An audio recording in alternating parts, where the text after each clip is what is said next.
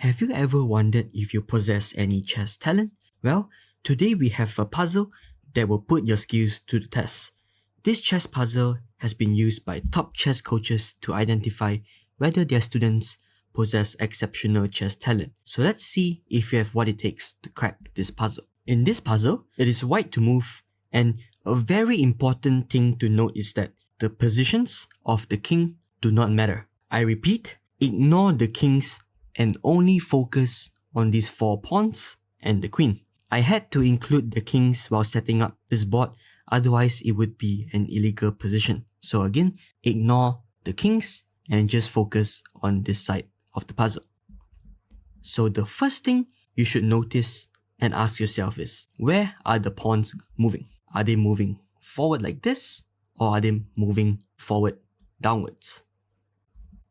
And the answer to that is very simple. If you take a look at the coordinates of the board on the left side, you can see that 1 is at the bottom and 8 is at the top. This means that the black pieces were on the 7 and the 8, which means that all the pawns were here and they have marched forward down the board, which also means that the pawns would be moving forward and all of the pawns have only 2 squares before they promote.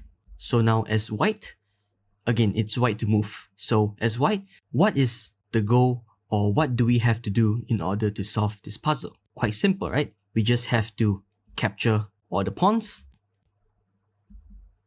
and it's game over. At the same time, we also have to prevent the pawns from pushing forward and promoting to become queens. Otherwise, if we don't stop the pawns from promoting, we will probably just lose the game. However, an important thing to note here is that we can allow black's pawn to promote. The puzzle doesn't stop and we do not fail the puzzle if any one of these pawns promote, because we just have to capture the pawns, right? Even if the pawns reach first rank and promote into queens, if we manage to capture the queen with our pawn, essentially we are capturing the pawn that has promoted into a queen. So again, it goes back to the main goal, which is for our queen to capture all of these 4 pawns.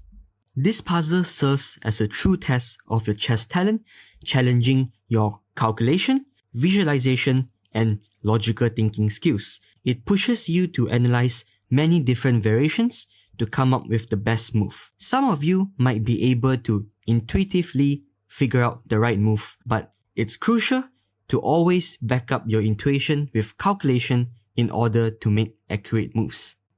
But before we dive into solving this puzzle, if you enjoy content like this and want to see more chess puzzles in future videos, we would love to hear from you in the comment section. So let's solve this puzzle together. Again, just a gentle reminder, the positions of the king do not matter, and please ignore them. Just act like they are decorations and they do not contribute anything to this puzzle. So we have established that the main goal is to capture all of the 4 pawns. So the first move for white should be pretty clear. We either capture this pawn or we capture this pawn. So let's take a look at what's the difference between the 2 options. If we capture this pawn, that creates a scenario where 3 of the black pawns are connected, whereas if we capture this pawn instead, we would be splitting up the black pawns with 1 on the left and 2 on the right. So logically speaking, we should be separating the pawns, right? Because if we capture this pawn and allow these 3 pawns to be connected, they seem stronger compared to if the pawns are separated, as the linked pawns will be able to defend each other when they push forward, right? So let's see whether their theory is correct and start off with capturing this pawn to separate the pawn chain. Now, this puzzle tests your calculation skills.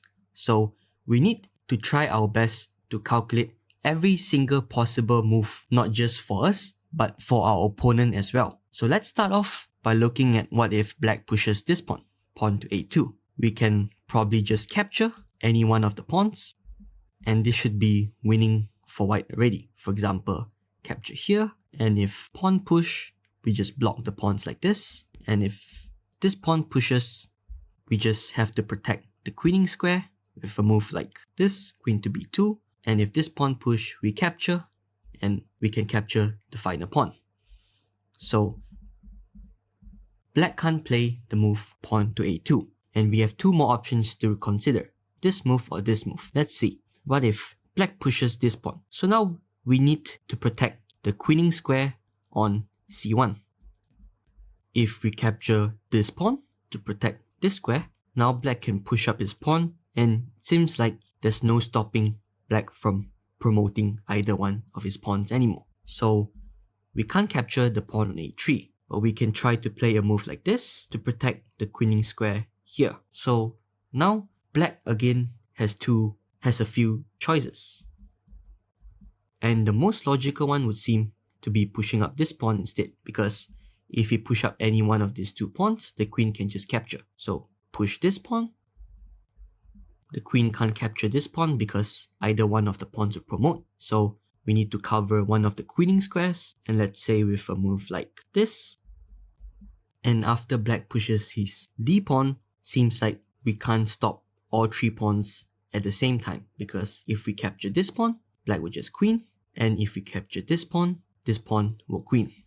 So it seems like queen takes b3 doesn't work due to pawn to c2. However, don't stop that yet and keep going and thinking about the last option, which was playing pawn here, d2. So again, we need to stop the queening square, and let's say we play a move like queen to c2. Now black can just push up his a pawn, threatening the queen. We probably have to play something like this to protect the queening square, and black can just push up his c pawn now, because after captures any one of the pawn, the a pawn will queen, as the queen can't defend the square anymore.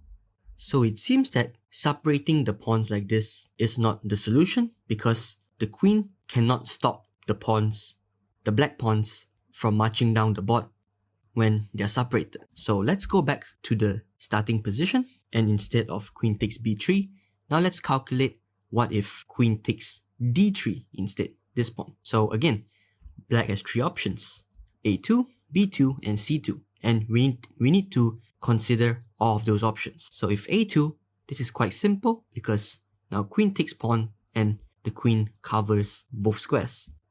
So black will lose all his pawns. And if pawn here to b2, now we probably can play a move like queen to b1, covering the square on b1 and covering these two squares as well, as if black marches up any one of the pawns, we just capture, and if push, we capture, and we manage to achieve the goal of capturing all the pawns. Similarly, if pawn pushes here, we just capture, and we will be able to easily capture the remaining two pawns. So it looks like pawn to a2 and pawn to b2 doesn't work for black. Now we need to see what if pawn to c2. So black is threatening to queen on the next move, and we need to cover the c1 square. And logical options would probably be queen here to d2 or queen here to c3. We can't capture the pawn because black would just queen. So let's say queen here to c3. If black promotes, we can just capture. If black pushes up this pawn, we can just capture, and this position would be same as the variation from before. And if black pushes up this pawn to a2, we probably can play queen to b2, covering all the queening squares. And yes, this is the correct solution to the puzzle, where the first move, so we go back to the starting position, and the first move, which is queen captures on d3, allowing black to have this connected three pawns, but the queen would be able to gobble them up in the end. So, as mentioned earlier, this puzzle tests your calculation skills, and as we can see in the first move, we were given with two options, either capture here or capture here. And after the first capture, let's say either one, now we needed to think about three options that our opponent can do. So pawn here, or pawn here. Similarly, after captures here, or pawn here. So this scenario is very similar when you're playing a normal complicated game which required a lot of calculation. I would call an option like this or this would be the main branch, because there will be the first move or the main moves, so we call them the main branch. And after that, we have lots of side branches or sub branches where we play either one of these pawns. But the calculation should not stop there, because after the sub-branches, your options to calculate would just increase with more and more sub-branches.